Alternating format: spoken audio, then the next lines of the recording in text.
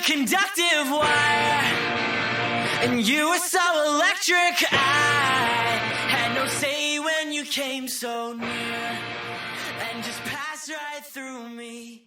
Hey everyone, welcome to Geekdom is Back. I'm your host, Deanna Chapman, and I am joined again by Tim Matthews to discuss Toy Story 2. We already discussed the first movie, so pause this and go check out that episode if you haven't listened to it yet. But Toy Story 2 came out in 1999, which was about 4 years after Toy Story came out. So you have a decent gap between movies because, as we have mentioned before, animation wasn't something that could be done as quickly as it can be now. And it's something that they still tend to take more time with. Wouldn't you agree with that, Tim? Definitely. Yeah. I'm not sure what the average is, but I still feel like they probably work on them maybe 3 to 4 years at a time. Yeah, it really feels like they are able to rush live action production a lot more than you can with animation, because if something looks off in a live action film, sometimes you can find little ways to cover it up, or it's just a nice little goofy blip that people notice. But with animation, I feel like it is something that could potentially throw off the entire movie for someone. So it's like you really need to get that down, because if you have a choppy bit of animation, and it's just going to take people out of the movie completely. And Toy Story 2 definitely does not do that. It's just something I would think would happen if they tried to rush production on animated movies. Absolutely. Yeah, and I would imagine, maybe on a sequel you might be able to do a slight quicker turnaround, and I am no animation expert, so I could be way off, but you have the basic builds of the characters that you've already been using, and you are designing some new ones. But then when you look at all the original IP type stuff that Pixar's putting out, it's like, yes, it's a similar animation style, but it's all new characters, it's all new worlds. So I'm sure a lot goes in building those things from the ground up every time. Absolutely. And I'm glad that you mentioned the new characters, because a lot carry over from the first movie, but you do have this continuity where at the end of the first movie, we knew that a Mrs. Potato Head was going to be introduced. So you have Mrs. Potato Head, you have Jessie the yodeling cowgirl, Stinky Pete the prospector, you have, I believe the horse's name was Bullseye. And then as far as the people go, you have Al the toy collector. And you have an appearance from a character that you may have seen already if you were paying close enough attention to any of the shorts that Pixar released. Which character? The old man who comes to fix up Woody is the old man who plays chess in Jerry's Game. Ah, and that's one of my favorites too. I believe it's Jerry's Game, or it's Gary's Game. I don't really know how they're pronouncing that, because I feel like it could go either way. But it's the same old man, and he's the one who makes Woody look like new. That's amazing. Oh, I love it. And also shout out to Wheezy the penguin. Yes, Wheezy. Cannot forget about Wheezy. Apparently Andy did, but well, yes, there is that. And I think for the most part, well, that's not entirely it, because you have Zurg, and we'll go into that character a little more later, because that character is directly tied to Buzz Lightyear, but the real Buzz doesn't know it. So you have some fun little moments there. But overall, what did you think of the character additions? Because, for me, I enjoyed a good amount of what they did with the new characters. You have Joan Cusack voicing Jessie, Kelsey Grammer as Stinky Pete, and it's just a lot of fun. Absolutely. Yeah, I 100% agree. I mean, Jessie is such a great addition, especially. And the way they bring in these new characters, it's great how it's done, because they're an extension of Woody. And so it doesn't feel like, oh, here's just new characters for the sake of having new characters. We're learning a bunch about a character that we already spent an entire film with. And we're getting this great backstory of this old show and everything, and these additional characters. And because in the original Toy Story, I feel like it, you have all these toys, but they're very very individualized toys. So to see what would feel natural for a toy line is that there would be a set, that there would be these additional characters. And we get that with Buzz too, that it's like, all right, there's Buzz, but we get Emperor Zurg.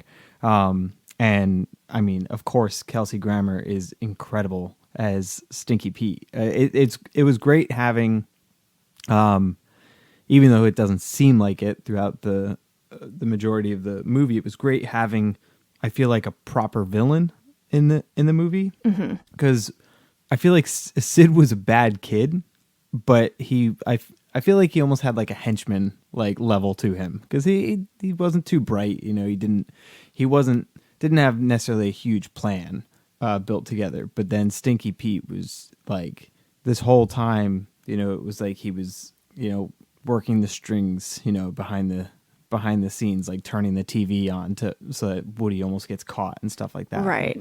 And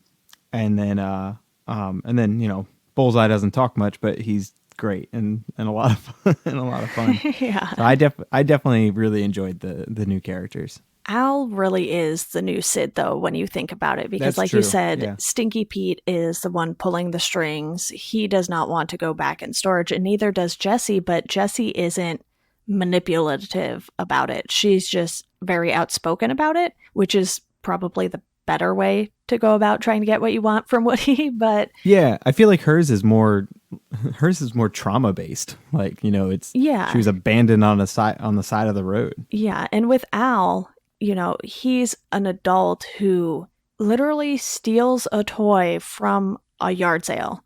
So he steals this kid's toy, Jerk. even though he's been told it's not for sale and it wasn't supposed to be out there. Most people would walk away, but because Woody is a collectible and this guy is clearly obsessed, he's just so greedy and unlikable the entire time. So to me, it's like he wasn't exactly the villain, because I do agree with you that Stinky Pete was the one who was more manipulative. He was just greedy and wanted to do whatever he wanted, like Sid did. So it was funny to replace that kind of character with an adult, because then it makes them even more unlikable. It's like, okay, you never grew out of this sort of thing. Oh, yeah. And the fact that he runs a toy store too, it's like, how do you sell any toys? Like, you're such a horrible person. I know. Well, he dresses up like a chicken, and that brings everybody in, I guess. I guess so. It's very, very odd. Well, I was gonna say it's funny, like listening to him like in that role, because he definitely gives me some shades of like Dennis Nedry, and so the fact that it's the same actor was just really funny to me. Just it's like he's sneaking around and he's stealing stuff, and just his little like hoo, like Right. I'm gonna get everything I want and make all this money, because for him it's all about money. He doesn't care about anybody else. And what is it? Wayne Knight? Is that? Yes. Yeah. I mean, he's just fantastic.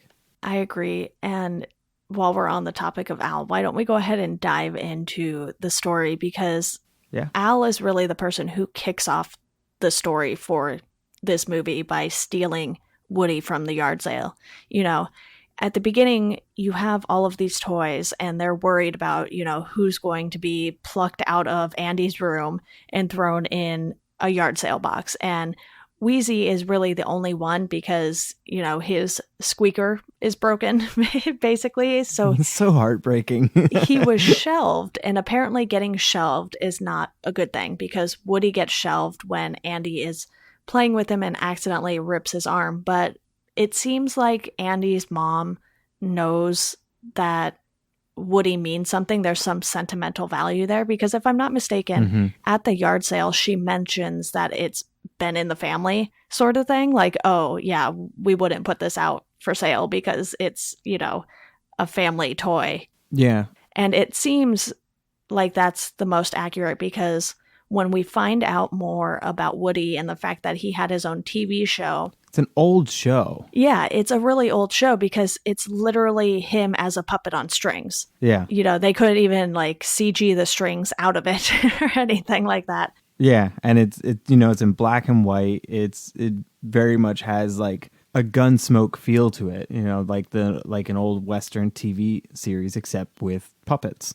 Right. And if you look at the items that Al has in his collection, you have like a wooden yo-yo. You have those metal lunchboxes that Mm-hmm. kids don't really use today. You know, those are more collector's items. I think I have like a Woody Woodpecker one. I don't know if I still have it, but that was sort of like the only metal lunchbox I had, and I definitely didn't use it for lunch. You know, so it's one of those things where you don't really use those things anymore, so you know they're older than, you know, the present day, especially even in 1999 when this came out. You could tell that there was just something about these items that felt like they were just from a totally different time. Absolutely. It gives the feeling that it's, you know, I don't know if it was, you know, it's been in the family. So was it, you know, his dad or was it his grandfather? I know there's a ton of strange theories about his dad not being in the picture and there being literally no pictures of his father around the house. But it definitely feels like this is a toy that was possibly handed down. Mm-hmm. So that's pretty, and that's pretty cool. Cause I honestly, until you know, this viewing and then this discussion, that's not necessarily something that I thought about. And that was something that was fun watching this movie. Whereas like the first one, as everything was happening, I was just like, it was like right before everything happened, I remembered what was going to happen. But this one, it was a bit more like when it was happening, I'm like, oh, that's right. This part, this is awesome. But it wasn't so stuck in my head as the first one. And it still made for a really fun watch with that. Yeah, like I am 95% sure I had seen this one before because I remember Mrs. Potato Head being big and Jessie being big, but I totally forgot everything about Al the Toy Collector and Stinky Pete the Prospector. So I was like, yeah, I'm pretty sure I saw this, but I guess it was just so long ago that it really, like you said, it didn't stick with you, some parts of the story. And there are certain things they do with this story that really just turn the tables from what they did with the first movie. In the first movie, you have Woody basically going out alone on this rescue mission to get Buzz back. And the tables are definitely turned in this when Woody is the one who is taken. And Buzz is like, you know what? Woody brought me back. I'm going to go get him. And he is joined by some of the other toys. You have Rex joining him, Mr. Potato Head, who has a cargo load of things. He has an extra pair of shoes and his angry eyes. Don't forget your angry eyes. You never know. And Slinky Dog is also with them because, you know, they need a way to get down. Who was Mrs. Potato? Estelle Harris was Mrs. Potato Head. Ah, yeah. Definitely some great additions with the voices. Yeah. And even though she didn't have, you know, a huge part, it just played off of Mr. Potato Head so well that it was very entertaining. Same with Joan Cusack as Jessie. And, you know, I don't think that they really needed to get too terribly creative with the story. I didn't mind that they sort of just flipped what they had done in the first one because they added enough new characters to make it a different kind of story. There were much bigger stakes in this one too. You know, Woody was about to be shipped off to Japan. There is no bringing Woody back from that if he goes.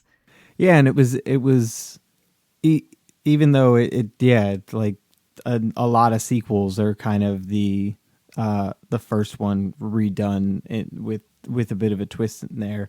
You know, sometimes the formula just works, and it definitely works in favor of this movie.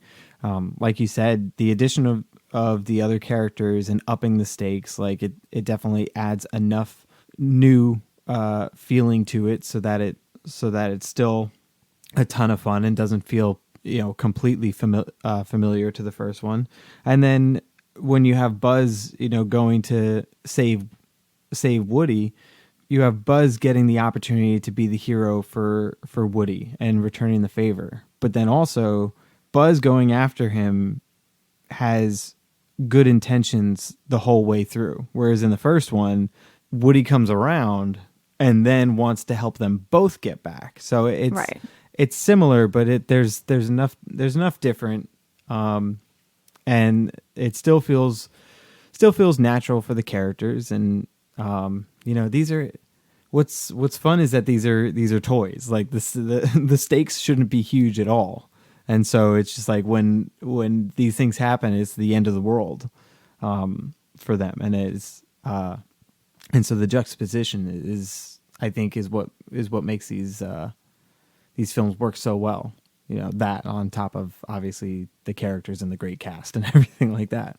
I love the fact that they were willing to call back to the first movie and sort of have the characters make fun of themselves, which we see when we have Buzz going up against the new model of Buzz. So good. And he's like, oh my God, was I like this, sort of thing? And that's not exactly the line he says, but that's the gist of it. And, he is just so annoyed with this new improved Buzz with the fancy utility belt. He's just like, oh dear, now I understand what they went through when I first arrived and thought I was an actual space ranger. So just to have that moment, and then to have, Tim Allen having to play off of himself and still make it so entertaining.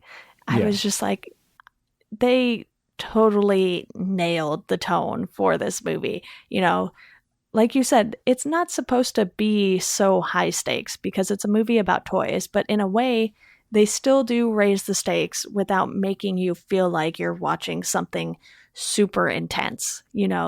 Obviously, nobody wants Woody to be shipped off to Japan, and the toys don't know that that's where he's going to end up necessarily.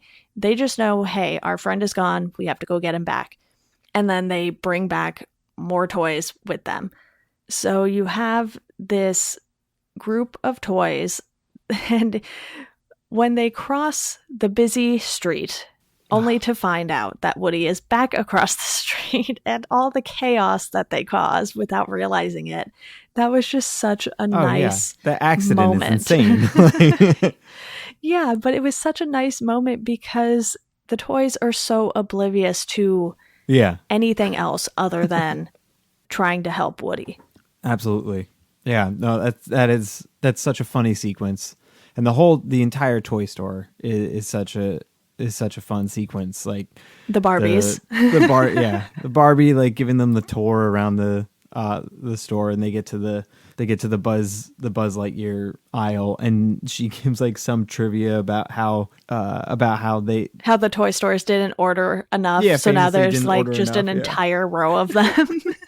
Yeah, there's just so many clever things that they done with it, and it was fun to see that they had Barbie in this one, because I think apparently Bo Peep was supposed to be a Barbie. Okay, but the Barbie company, I don't think, thought like the movie was going to be a big hit, and so they turned it down, and so they found their way into the sequel. But plus, I mean, it's 1999, and if you're going into a toy store, there are going to be Barbies. If you're going into a toy store today, there are still going to be Barbies, you know? Absolutely. So it just adds to a little bit of that realistic sense, even though, this is, like you said with the first one, you just have to go along with the rules of the movie.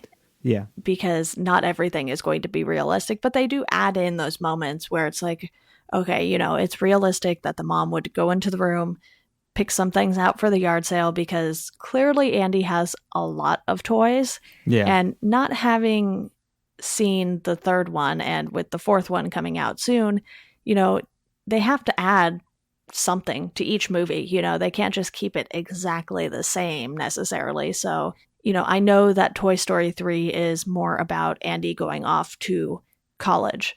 So I imagine that it's sort of like the toys trying to save themselves at that point, because most people who are going off to college don't keep their toys from when they were, 5, 6, 7, 10, 11, 12, whatever. Yeah. I'm really excited for when we get to the third one, because I definitely have. Well, I know you haven't seen it, and I've only seen it the once. So that one I think is going to be really fun to revisit, because I know I know I remember emotions, but I don't remember, but I don't necessarily remember why I felt those. Would you say this one was a little more emotional than the first one then? Because the first one, you're sort of just meeting these characters, getting a feel for them. But in this one, not only do you have a connection with Toy Story already, but the toys have this connection already too, especially Woody and Buzz, which is sort of the main relationship that these movies revolve around as far as the toys go. Yeah, I would agree. Like, especially having gone through the whole first movie with Woody, when we have that backstory of, you know, his history with Andy, and we know how much Andy loves him and how devastated he was that when he thought he lost Woody.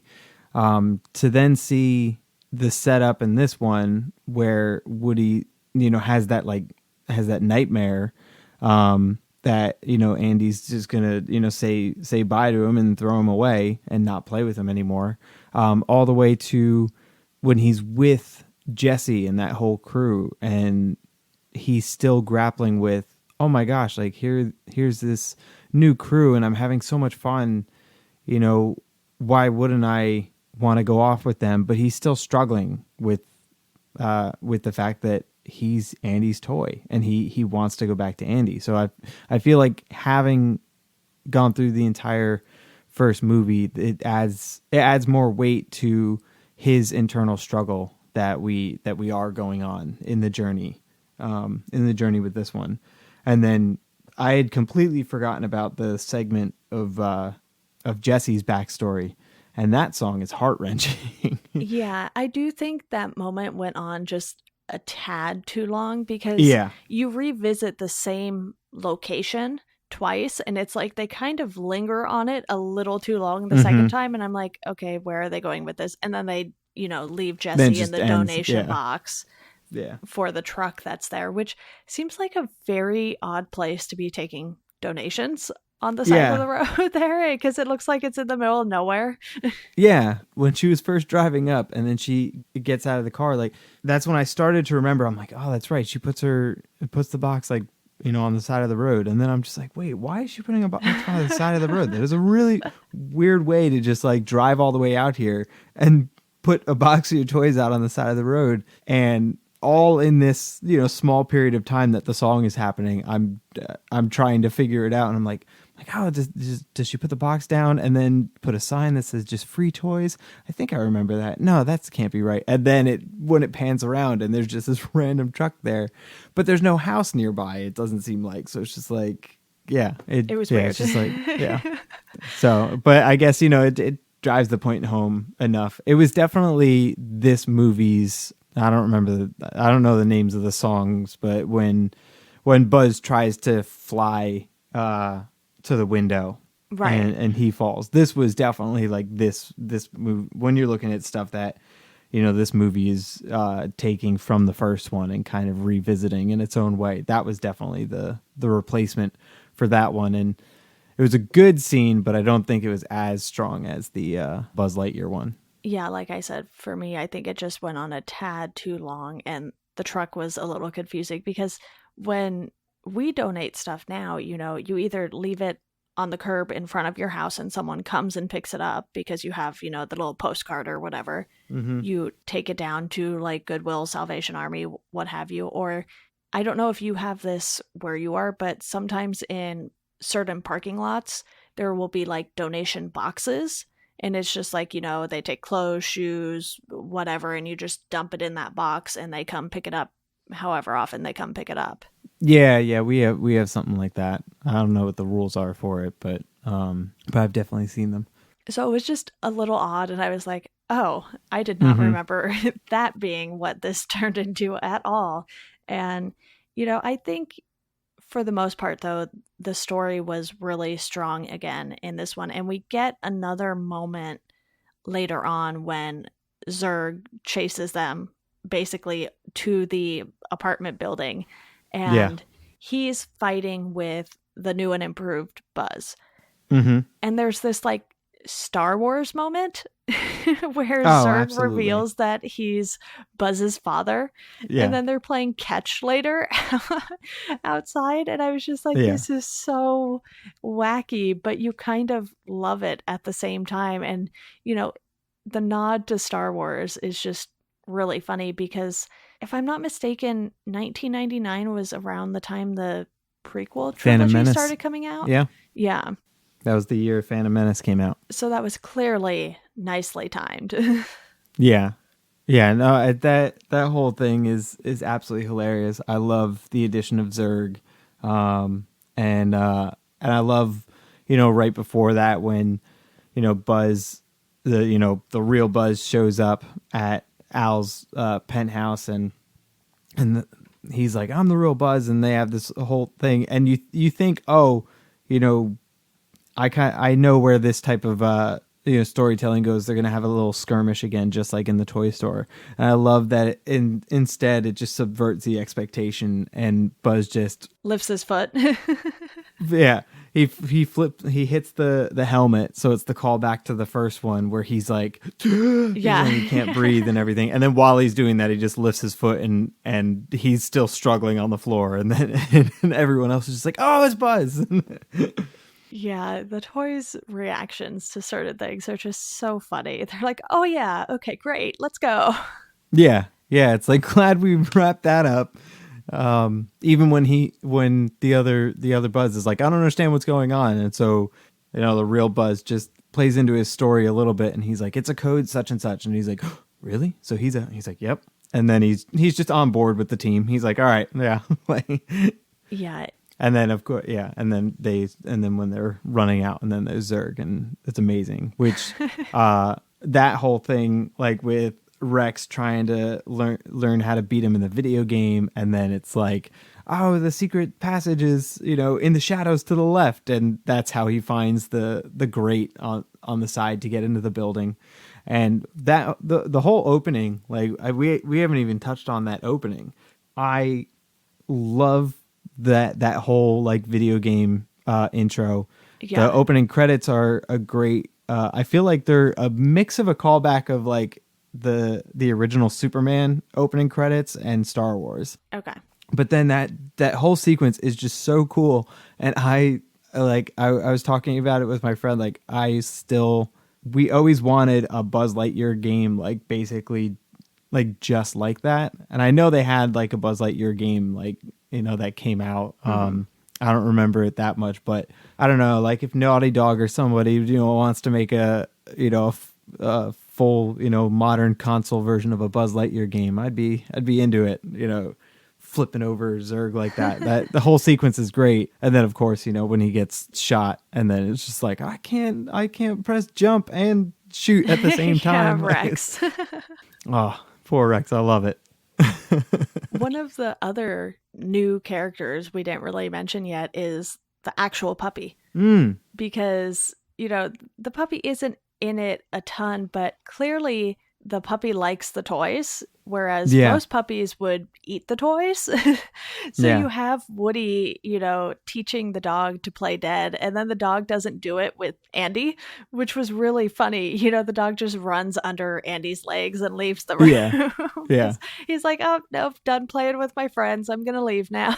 Yeah. It's so great. And then Woody rides the dog out to the yard sale. It's so great. I love right before Andy goes off to cowboy camp, and it's before Woody Woody's arms get broken, and it's just all right, we're gonna leave in 5 minutes, and he's just like, 5 minutes, huh? And then it's just it's such a true kid thing that it's just like, oh, okay, we're not leaving just yet. I'm going to break out every single one of my toys, and I'm going to start playing with them before we have to go. And then you're going to have to drag me out the door again. And that whole scene was just so much fun. And then that was a great callback to the first one with the intro when he's playing with all the toys, but now he's got, some new characters with Mrs. Potato Head. So that so many more fun, toy moments in this one that just builds upon the first one. Yeah, it was definitely a really fun sequel. Is there anything else you want to discuss about the story in particular, or do you want to move on to some of the visuals, because they definitely did some different things with this one? Yeah, I think we've honestly covered a lot of, if not all of the story. We covered like everything except for the airport scene, but I kind of want to talk about that along with the visuals, so we definitely will get to that. Yeah, no, the visuals in this one, it definitely has an increase in some detail.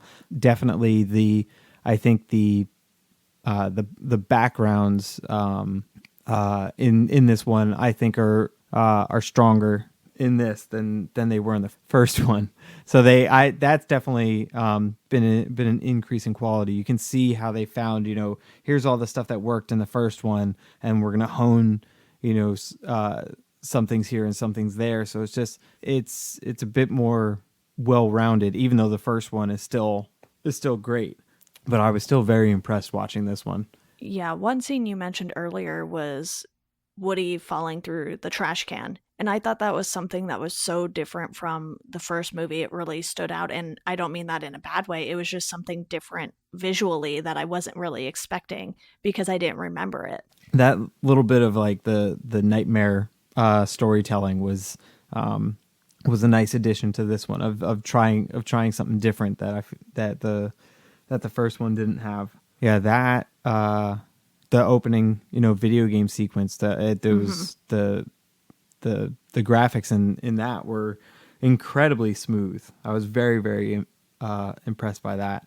As you mentioned, we hadn't gotten to the airport, but there's so much going on in the airport scene, from the baggage claim to the runway to just everything surrounding that. There's a lot more moving parts in the airport scenes, and that's sort of why I wanted to lump that in with the discussion on the visuals, because for me, when I saw, all the bags going in every which direction, it kind of reminded me, and, this movie came out later, so maybe it's something they kind of stole from Toy Story 2 to do, but all of the doors in Monsters, Inc. Oh, yeah. It just reminded me of that, and I was like, oh, I see how they could have gone from like this airport baggage scene to moving all of those doors around in Monsters, Inc. It kind of had that same vibe, and the movies were only 2 years apart, I believe. So, there was a preview for it on the DVD when I put it on today. That was like my realization when I put the DVD in, and like some of the first of all, it was like now on video and DVD, so it was like. And it didn't. The aspect ratio didn't even fill up my TV, because for the previews it was still like the square, smaller. And it had it had Monsters Inc. It had Emperor's New Groove, and I was just like, oh my god! I was like, this movie really is the entire DVD really is a time capsule. Like it's and it's crazy that that's 20 years ago. Like there's a lot of sites that have been looking back at 1999, as this great year for movies, and this one's right up there with some of the best ones that I think came out that year, and the quality of it still holds up. Oh, absolutely. With this being 20 years old too, one, you don't really notice it, but that airport scene just did so many different things within such a small time span. You have all of the toys running on the baggage, and Slinky gets his butt caught on one of the other suitcases, and he's like being pulled in two directions, and Buzz has to save him while they're dealing with Stinky Pete, and then Woody is like jumping across the baggage carts to get to Jessie, and then they're crawling down out of the cargo area in the plane down to the wheels, and it's kind of a tense moment, even though everything's going to be okay because it's a Toy Story movie. Yeah. But you're just like, wow, this is so much, and because it's dark out too, you're not getting this brightness that you get for the rest of the movie. It's kind of like in the first movie when they were in Sid's room. Everything was so much darker in there. And I like how, they sort of just not necessarily reuse the same things, but they just play off of the first movie so much with this one, but they keep it fresh enough to where you're not like, oh, I just watched the same movie I watched 4 years ago. And yeah, they play on like the motifs of the characters and the events that they've already been through. And yeah, like that scene with, you think Stinky Pete, even though, yeah, it's Toy Story, so of course, Woody's going to get out of it. But, he's there fighting Stinky Pete, and Stinky Pete definitely has like the upper hand. But then here comes his group of friends. They've opened up somebody's baggage, and they're, flashing a bunch of cameras to distract Stinky Pete so that Woody can, get away. And so that's another, just clever moment of that's utilizing the environment that they have the scene that they have within the scene.